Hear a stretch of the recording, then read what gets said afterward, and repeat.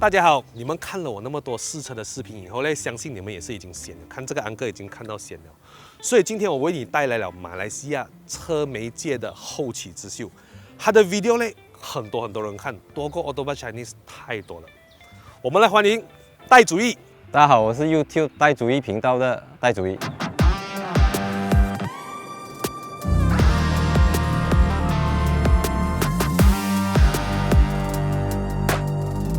OK， 那么主义跟我讲呢，他从来没有在他的 YouTube channel 里面跟人家透露过他的个人资料，所以今天我们在切入正题之前，我们问他几个简单的问题。主义，你今年几岁30岁，哪里来？新山你的日常用车是什么车 Ford Ranger， ？Ford Ranger 用来做什么？买菜。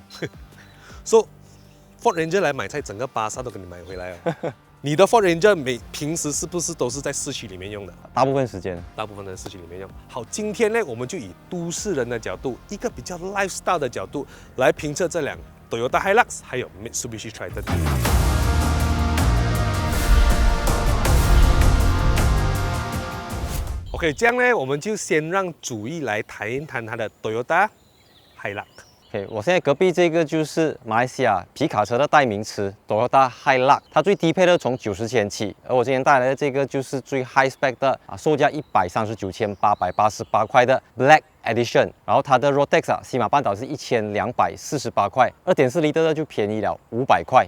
其实呢，这个 Road Tax 真的有点贵啦，因为呢，它一样是输出178匹马力，430牛顿米。Mitsubishi Triton 2.4 L就做到了，所以它的 Road Tax 维持在790多块。然后呢，价钱呢是从100千到135,200左右。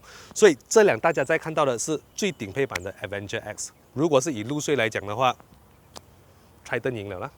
可是它是一辆 Hilux， 家喻户晓，人人都知道，小孩子都知道的 Hilux。赢了咯，这样不用讲了咯。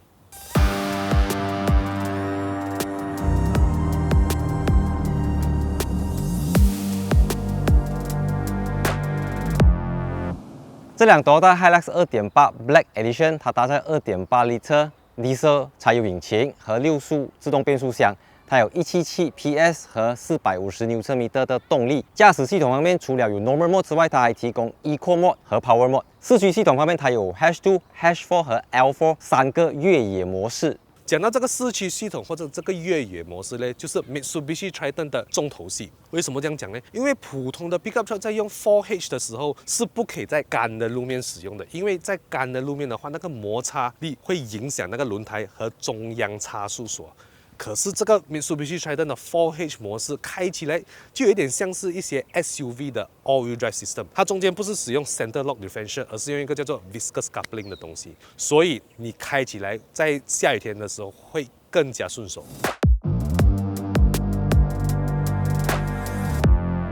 OK， 主意我们先来从它的车头讲起。你不要看它的这个大头灯小 setback 这样，很多好料在里面。它有自动远光灯，还有这个非常尖利的 LED 日行灯。你的大个这样有什么东西在里面？有什么？一样，它有 Automatic LED Projector with Daytime Running Light 日间行车灯。然后你再看我的这个 fog light 啊，它离地有70 cm， 所以你在过水的时候啊，有水灾的时候比较安全，它不会这样容易给水盖过。你的小个又这样低，有什么？没有用的。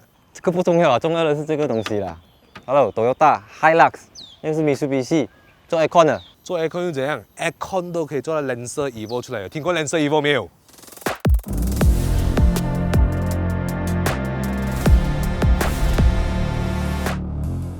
好，注意你看啊，既然你讲这个是 Hilux Black， 你可以跟我们的观众朋友讲一下，这个车子有哪里是 Black 的吗？ Black Edition 顾名思义就是很多黑色的东西，像最明显的，从车头你看到它整个 front view 都是换上了黑色的这个格栅，而且这边有一个镜头，就代表它有 Panoramic 全景摄像镜头。全景摄像镜头是标配的啊 Optional Accessory 附加选项，附加选项多少钱2600块。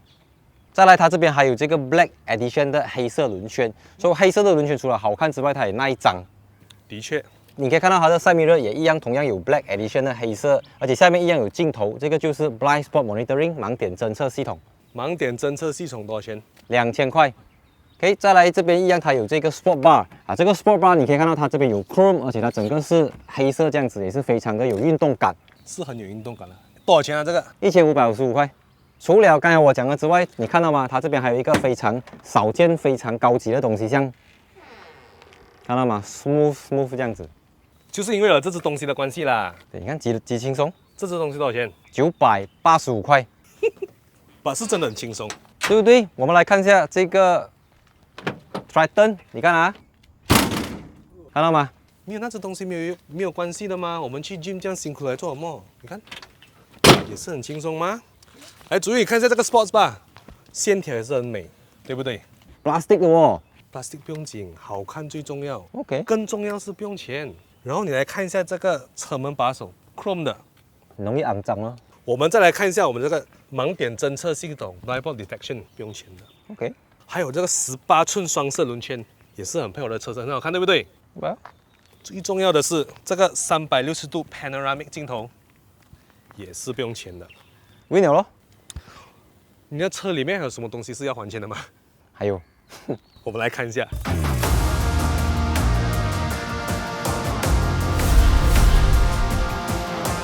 然后你觉得 Hilux 不是讲真的啦，我看这样子，它的造型跟它的那个 quality 哦，按下摸一下，真的是有水准的。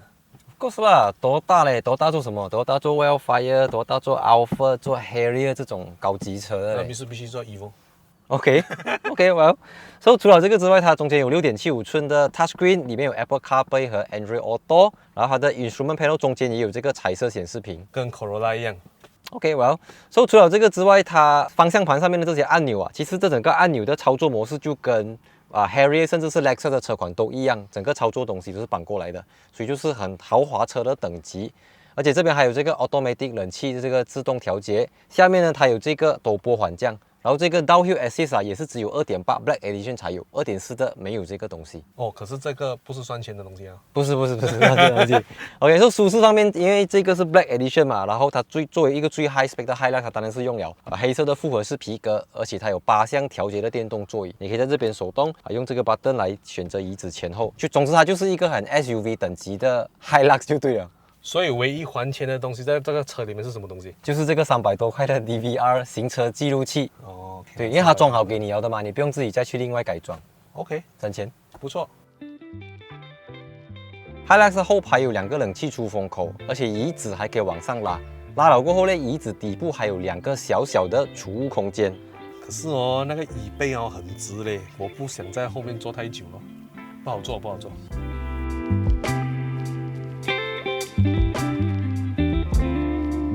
所以你的 Triton 又讲呢 OK， 我必须承认啦，我一坐进来嘞，它的那个质感的确是比不上 Hilux， 可是，在配备方面，几乎我可以讲是赢完。Apple CarPlay、Android Auto 这个有，而且它的那个 cable 是插在这里，不是从这里出来，整齐很多。我的这个 DVR 我不需要还钱，标配。然后一样啦，有这个陡坡缓降系统，有这个越野系统，还有这个 Mitsubishi 有名的 4H 驾驶模式。如果我在泊车的时候，那个 camera 我也是可以从这里控制，全部都很方便。更重要的是，我有这个换挡拨片，所以我不需要 Sport Mode， 我只是需要推一个牙 ，flick 一下那个 pedal， 一样那个车也是向前冲吗 ？Sport Mode 来做什么？还有哦，这个我的中间还有一块那个荧幕，可以显示各种驾驶资料啦。至于它的后座呢，它会比 Hilux 好坐很多，因为它没有那么直。然后它的这个椅背你可以翻下来，后面还可以放一个小一点的 bag。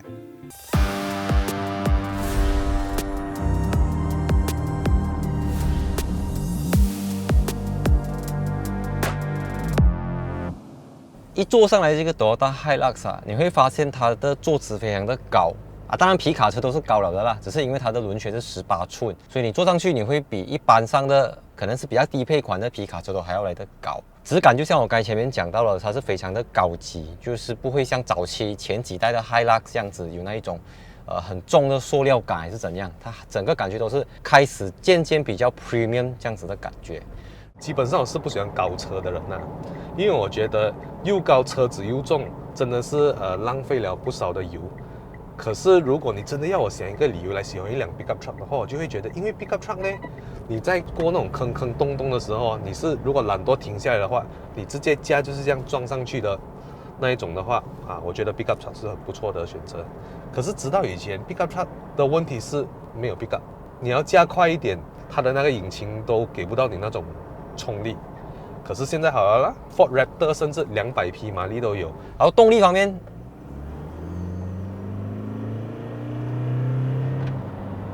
刚刚是 Normal Mode， 然后我们现在是 Power Mode。OK， 再来我们退到 Eco Mode。OK， 你很少会在皮卡车上面看到有 Eco Mode 省油模式和 Power Mode， 就是所谓的运动模式了。所以在运动模式的时候，它的油门反应会更加的直接，更加的快，让到你能够及时的感受到这个450牛车米的扭力的感觉。好，那么主意的 Toyota Hilux 输出170多匹马力，450牛顿米，可是它是要用到2800cc 才可以达到这个数字。Mitsubishi Triton 只需要2400cc， 它的输出几乎一模一样，输出178匹马力，430牛顿米。所以不止你在那个路税上面可以节省，你的油费应该也会便宜一点。当然，我刚才有稍微试驾了这个 Toyota Hilux 啦，它有这个所谓的 Sports Mode。在 Sports Mode 的时候，的确你可以感觉到它的那个油门反应 throttle response 比较好。当然，油门反应比较好嘞，并不代表那个车子比较有力，这只是觉得你在驾的时候好驾点。因为我试过载满人跟载东西的时候，其实是很好用的，在城市走走停停的时候啦，它不会讲说车子不会走还是怎样，它还蛮轻巧的，就是讲说你载满人，车子重的时候，你一点油它就会去，这个是450牛车米的好处。但是不好的地方就是我觉得它可能会，我觉得它没有力啦。怎么讲？就是没有力，而且它不是那种很爆发力、很有冲刺感、很给你感受到加速那种感觉。所以这一点是我觉得 Hilux 比较落后于其他竞争对手的地方。可以看一下我们英文组同事所拍的那一支 pickup truck 的 shootout， 其实那个 Hilux 的成绩并不是非常好。再来，我还要提一下它这个 4H 的这个驾驶模式，它基本上不像是很多 pickup truck 的 4H， 它的 4H 并不会使用那个中央差速锁，所以就是讲你是在干地的时候也可以使用这个模式。当然，为什么你在那个路面在干的时候你要用这个 4H 呢？因为它的扭力真的是太大了。如果把这一些扭力全部都送去车尾的话，你在过弯的时候，或者是你在从一个 corner 要出来的时候，你只要轻轻一踩油，它的尾巴就是甩出来了。除此之外，像我们现在在 highway 高速行驶来说，这辆车子的 NVH 隔音降噪表现，我觉得都是同级竞争对手当中的佼佼者。因为大家知道Toyota Hilux 或者因为 Hilux 这个底盘它也衍生出像 Innova、Fortuner 等等的车型，所以它是一个经过市场考验，然后也有很多成功案例的一个底盘跟车脚。而且新一代的这个 Hilux Toyota 也特别加强了它的 suspension， 让到它能够应付就是皮卡的天性嘛，载东西、载重物、耐压的同时，它又能够加强它的舒适性。因为你回到来最后，大家买 Hilux 可能有一半的时间都是在市区开，在 highway 开，在城市行驶。怎样让一辆皮卡车能够有 SUV 的感觉，能够有这种高级车的感觉，这个是我觉得Toyota为这辆车子做了不少的功夫啦。我在这里想要问一下 pickup truck 车主，你们会不会是因为你驾的是 pickup 呢，在泊车的时候看到那个有墩，哎呀这个墩很浅罢了，直接加上去啦。我在加这辆Triton的时候，的确是有这种冲动啦。可是我一看到那个它有那个360度摄像机，我要 parking 的时候，真的只是看着那个 camera 就park到直直美美了。为什么我还要把车子加上那个墩呢？再来，因为我们讲娱乐系统方面，它有 Android Auto 跟 Apple CarPlay 嘛，所以单就这两项，其实我也觉得也不需要再挑剔什么东西了。因为现在2020年、2021年的车子，只要有 Android Auto， 只要有 Apple CarPlay， 我觉得就是可以满足大部分人的一个使用需求了的。还有我们之前提到的 Mitsubishi Triton， 它就是一种 lifestyle 的产物，就是要让车主在钢筋铁灵使用的一个车子。它有从很多配备你都可以看到这一些 Mitsubishi 的这个用意blind spot detection 啦，还有这个 RCTA Rear Cross Traffic Alert， 因为这样长的车子你在 reverse 的时候有东西经过，它会自动提醒你，还有你要向前面撞上去的时候，它也会提醒你。这些都是让一个 pickup truck 更加适合在市区里面开的一些配备。所以在这方面呢，我觉得 Mitsubishi Malaysia 真的是做到很有诚意，我非常喜欢。整体上，我觉得这个 Hilux 啊，无论是市区驾驶，还是越野驾驶，或者是你要出用，就所谓载东西的时候，它都能够满足到我自己的一个标准啊。所以呀，我觉得是一个蛮高评价的一个 Hilux， 也就是皮卡车。其实你问我对这辆车有什么不满意的地方呢？我会跟上次讲的那支视频一样，就是它的乘坐感还是输了一点，没有 SUV 的那种程度。可是再想一想，跟这个 Toyota Hilux 比起来，在那个价格上那个性价比的差别之后， Triton 真的是一个相当不错的选择。178匹马力，所以你在赶时间的时候呢，其实还是可以让你比较更快的时间到达你的目的地了。这个应该就是一个比较典型的 pickup truck owner 所要的东西，应该就是这样。为什么到现在它还不可以在马来西亚的市场这样多年，还是赢不到那些 pickup 粉丝的心？即便是 Hilux 的那个价钱那么贵，为什么人家还要选 Hilux？ 奇怪哦。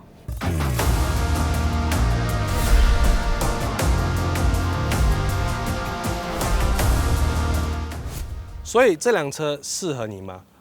在我上一支的 Mitsubishi Triton 的试车视频中有提到呢 ，Mitsubishi Triton 其实就像是一双 Timberland 的靴子，它是一个潮流的产物，但是在有需要的时候，它的越野功能还是可以派上用场。那么我在这里要多做2个补充，就是 Mitsubishi Triton 开起来它的速度绝对不会输给一辆2000cc 的 SUV， 而且它在配备方面绝对有诚意。所有的头痛药都叫 Panadol， 所有的方便面都叫 Maggi Mee， 所有的塑胶容料都叫 Tupperware， 所有的 Pickup Truck 都叫 Hilux， 没有错。Hilux 是每一个要买皮卡车的人的第一顺位、第一个选择。在他们看其他的皮卡之前 ，Hilux 永远都是优先考量的一个车型。就像大家要买豪华 MPV 的时候，都会想到 Alphard 这样子的感觉。所以这辆车的配备，从引擎到里面的内装，都是没有东西可以挑剔的。而且它还有给你很多附加选项选择。所以，如果你对 Mitsubishi Triton 的品牌还是有一点意见的话，又或者你对它的内装就是不那么喜欢，那么很可惜 ，Mitsubishi Triton 就不适合你。当然，这个 Hilux 也不完全是完美的地方，像它的这个加速表现啊，虽然它有给你 Power Mode 啦，但是在一般的驾驶模式的时候，它会给你感觉有一点点力不从心的感觉，就引擎的声音会大过你实际上的感受。就这一点，我觉得 Hilux 还有进步的空间。对，所以对我们来讲，最重要的是你们还要自己去试一试这2款车子到底开起来怎样。好，我们今天非常感谢主意来参加我们的节目，也非常感谢 Autobus Chinese 的邀请，所以大家也可以关注我的频道。好，非常感谢你的收看。喜欢我们的视频，请留言、点赞、再分享。我们每天站在太阳底下拍 video， 真的很辛苦。记得买我们的 T-shirt， 那个 link 就在那个 description 那边。想知道更多关于 Mitsubishi 和 Toyota Hilux 的详情，请浏览 autobus.my 中文。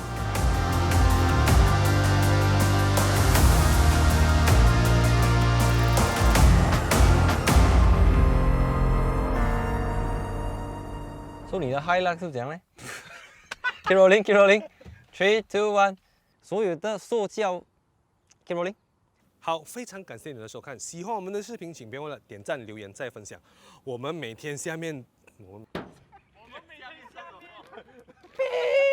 点赞、留言、再分享。我们每天下面，你的下面说什么？